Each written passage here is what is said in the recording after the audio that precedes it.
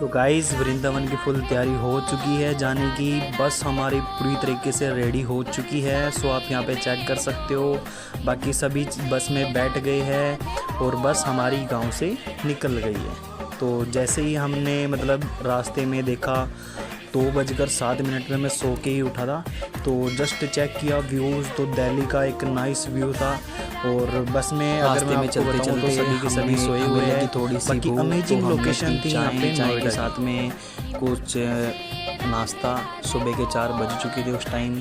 तो finally morning में 6 बजे हम वृंदावन पहुँच चुके थे। मथुरा में तो जहाँ पे कृष्ण भगवान जी का जन्म हुआ था वहाँ पे हमने 2 किलोमीटर पहले ही बस रोकने के बाद में उसके बाद में हम कुछ पैदल यात्रा करी हमने।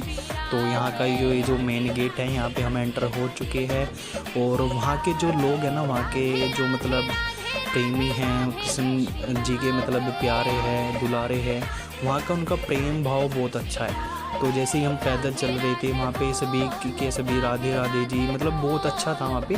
तो गेट है जहाँ से मंदिर का रास्ता स्टार्ट होता है और इसके अंदर मोबाइल ले जाना अलाउ नहीं है।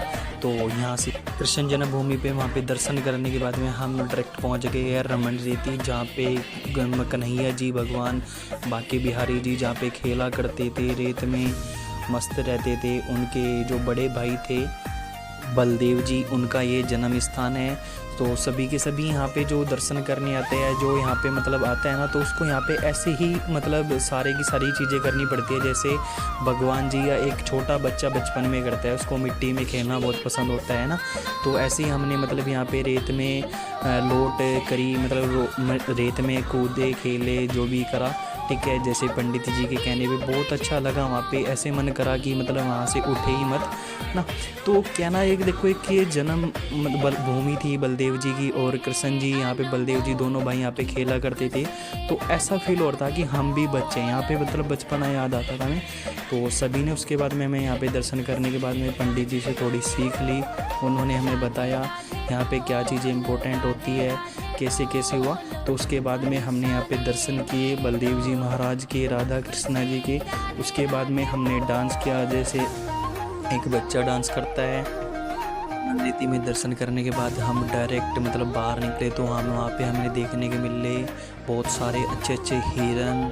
उसके बाद में हमने इनको हाथ लगाया, थोड़ा सा प्रसाद वगैरह खिलाया। प्यारे प्यारे वाइट कबूतर हमें देखने के मिले। उसके बाद में हमने देखा एक नाइस मोर को देखने के बाद में हमने देखा शुतुरमुर्ग, ये भी एक मोर की तरह पक्षी होता है।